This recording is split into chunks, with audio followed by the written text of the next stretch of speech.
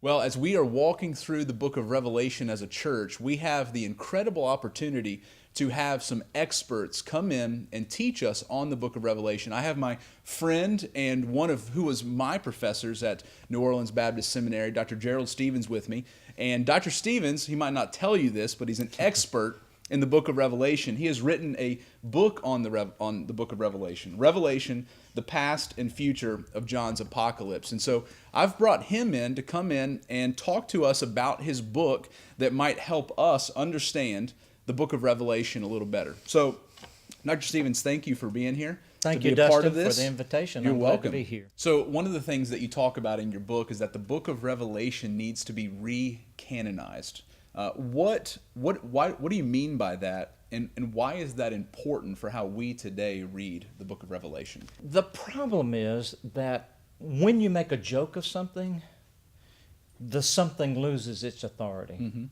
And when you look in cartoons, in the newspaper, or in print, or on the internet, when you think about late night comedians, anytime the book of Revelation is ever referenced, it's always by way of a joke.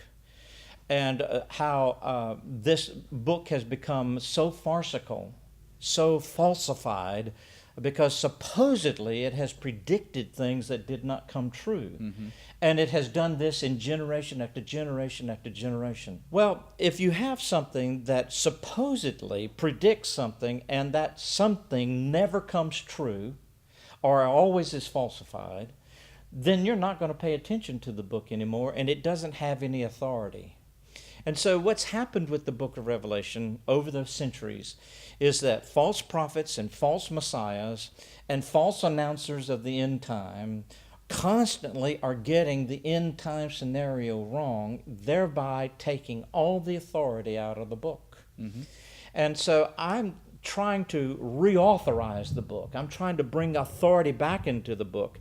Where does the book have its authority? That's the question I try to raise in my book on Revelation, because of the difficulty we have with false prophecies and false prophets who have made a mockery of the message of Revelation. So what I'm trying to do then is I'm trying to take this book that should be in the canon and ask the question, again, an important question. If a book is to be in the canon, specifically in the New Testament, what must it say to be a New Testament book? And I think that's a good question to ask about the book of Revelation, because in essence, we're trying to find out the core message of the New Testament.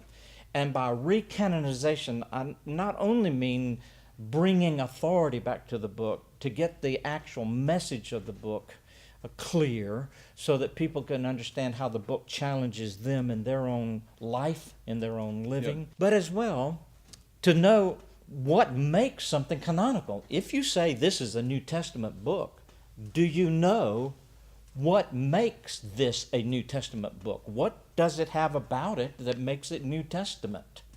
And I think that question is a good one to ask. And when we ask that question, this will spill over into other questions that we can ask about Revelation that we'll probably talk about as well. So I'll just say here at this point, I want to re-canonize the book of Revelation in terms of actually getting to its message. And I think its message is more of a challenge to faithful living than it is in drawing blueprints of the future. Blueprints of the future do not actually challenge you in your living today. But the challenge to have a faithful witness is one that we face every minute of every day. And that is the message of Revelation, calling God's people to faithful witness.